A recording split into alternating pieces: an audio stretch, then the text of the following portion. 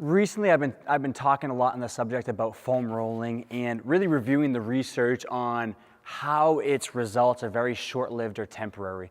For some people, it's a tough pill to swallow, right? Because you've probably been working on foam rolling 20, 30 minutes a day, consistently been using the foam roller, even though, again, not sure are you having great results or not, if it's really attributed to the foam roller or some of those other things you're doing.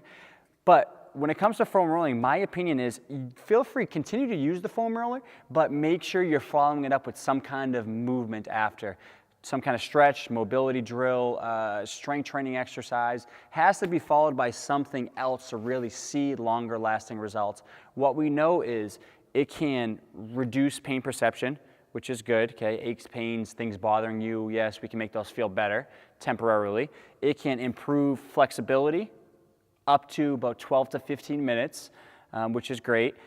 It can reduce soreness when exercising more than once in a day. Awesome. Again, running multiple times, getting ready for a race, or running and strength training, have a lot of delayed onset muscle soreness, could be a valuable strategy.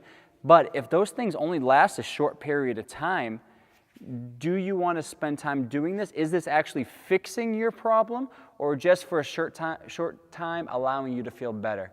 Okay? For instance, looking at a lot of medications, are we treating the symptoms, or are we actually going in and fixing the problem? What we know here is the foam roller is great at addressing those symptoms for a short period of time, but movement, when we compare it to movement, the body is very good at healing itself, right? We have that capability within us. We don't always have to focus on using some kind of external need to then tap into that healing or facilitate the process, but from a flexibility standpoint, making sure you're constantly stretching, doing mobility, full range of motion movements, doing some kind of dynamic warm-up, some kind of cool down. Those are things we already know that really help improve flexibility.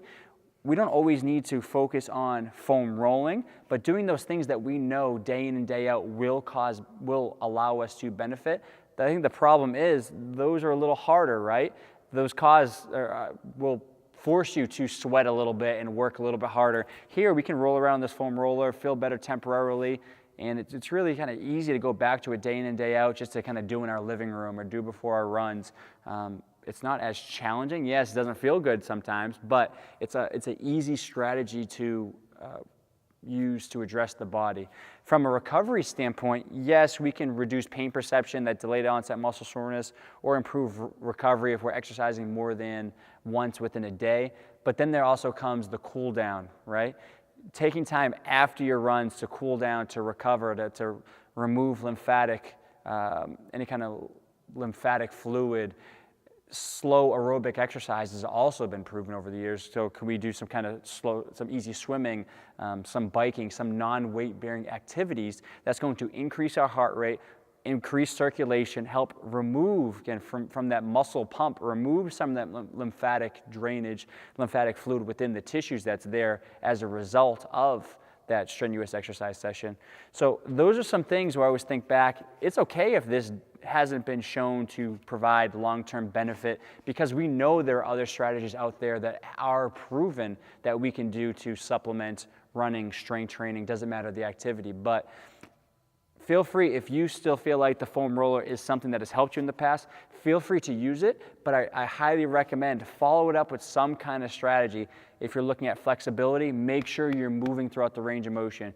If you're doing it just from a recovery standpoint, I would also add in some kind of foam rolling within your cool down routine. So some kind of static stretching, some kind of foam rolling, some kind of diaphragmatic breathing. Use these other strategies that we know will not just help you at the time, but be more of a long-term, provide some kind of long-term result moving forward.